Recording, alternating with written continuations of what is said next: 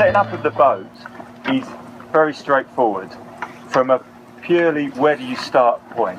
And where you start is where the rig is in the right wind conditions, when the rig is all the way up and you are looking for your sort of maximum power setting, which everybody's read the tuning guide, is the 25'8" or 25'9" kind of number. So if you've got your boat set up so that you know where that is, then life is pretty simple. And really, the way I have it done is that when I pull the forestay all the way on and I've run out of travel, the rig's all the way up. So I don't have to look at any tuning guide or any numbers. I just know if I pull the rig all the way up, I'm at the maximum power setting. Are you 25 feet or 25'9"? I go to 25'9" now. I used to go to 8, but I've gone to 9 now. Okay. It doesn't. I'm not sure it makes any difference, but we don't go any slower for it. So. But that's not ram up or anything. That's just. I'll come to ram in just a second. Sometimes Canadians go higher, and we have to race against them, but they aren't any faster. No, there's. I think that's if you can get to 8 or 9, it's fine.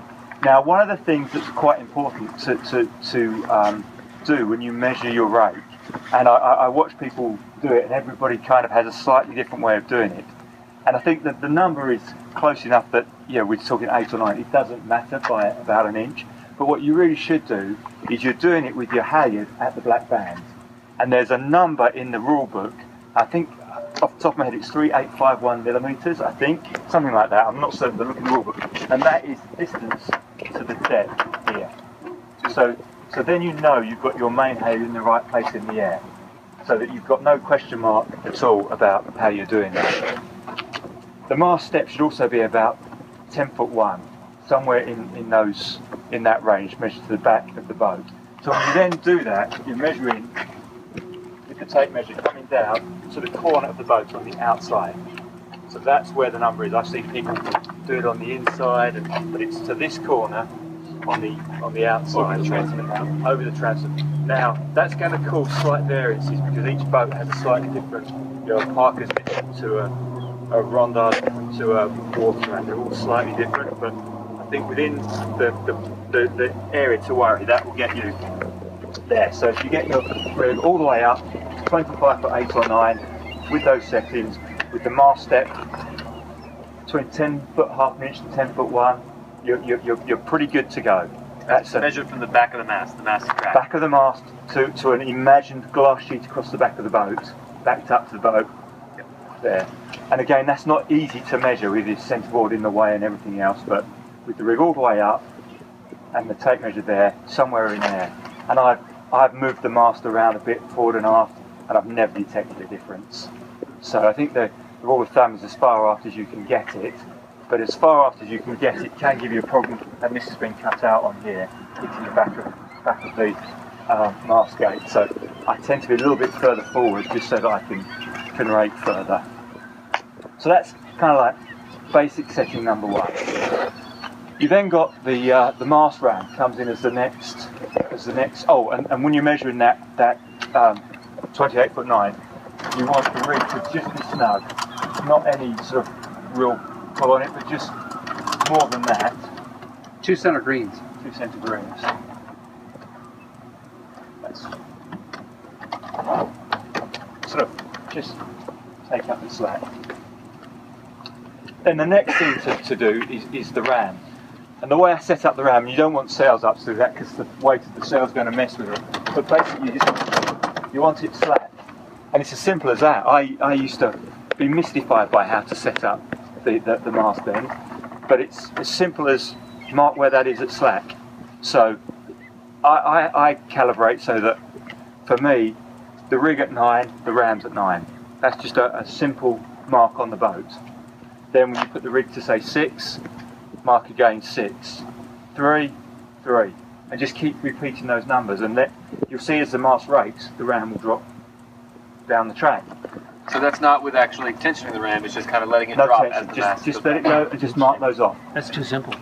It's super simple. It's actually not quite that simple, because when you actually go sailing, you'll find you want to sort of slightly vary it in different settings. So for instance, if your rig's all the way up and it's light, you probably want to pull up a bit more on the ram. You want to pre-bend a little bit, so just pull the ram up a little bit. So are you calling that, or you have your crew look at that and tell you? I tend to sort of just look at it, because what I'm looking for is, when I'm sailing, is I want sort of about 2 inches, so about there, at the spreaders of bend in the mast. It's sort of like my, when I'm sailing look. But that's when I pulled on more shroud, and I pulled in the main sheet, and it's kind of set it up. So you're looking for just about 2 inches of bend, pretty much across the wind range. I keep it pretty much there all the time. Except when it's very light, when you're trying to just flatten off the sail, and then I think you're not really, you're falsifying everything to try and get some shape out of the sail. So that's kind of my ram settings, and then I think I use extra ram once the rig's all the way back. And one of the mysteries of sailing the 5.0 for years for me was what the ram did.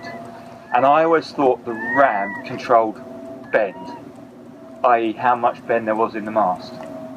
But it doesn't. If you come and stand back here and look at the mast, and then think, how can that little thing there control the bend in something that's so much bigger than it is? It's just the physics of that don't work, do they? What the ram actually does is controls where the bend that's going to be in the mast is. The bend is going to be there regardless of what you do. What the ram does is controls where the bend is going to be. If you think of it as a bubble in the mast, it's moving it up and down. And then once you think of it that way, then you can think of what you're trying to do with the sail and where you want that bubble to be. So where you want to put in more shape, or where you want to take it out. So if it's, for instance, if it's windy, you have more ram down, because what you're trying to do is move the bubble up the mast and flatten out the top of the sail. So you're just controlling where you're putting and taking out the shape.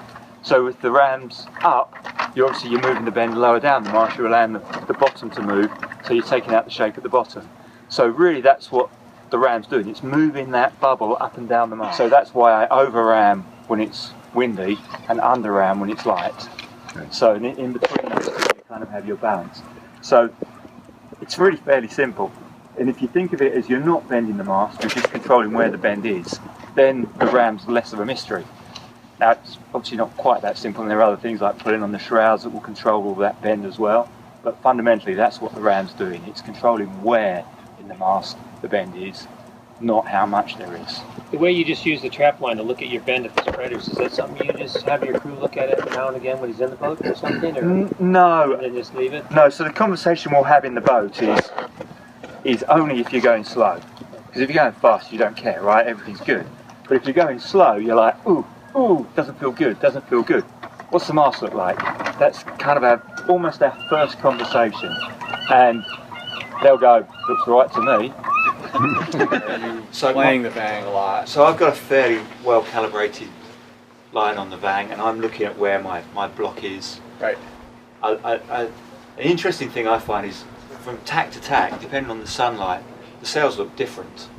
You know, I look at it on starboard, that's about right. Then we'll tack, and wow, that's really twisty on this tack. Yeah. So I think it's more just repeating settings I know that are fast with the rake I've got. Mm-hmm. So. And again, how we play some of the other boats. If we're faster and lower, I'll pull more on. If we're higher and slower, I'll let some off. Okay. So it's really the communication between the two of us, how we're doing against other boats. So, Are your banging sheets all marked? Yeah, everything's calibrated. Jib sheets marked, bangs marked. Yeah.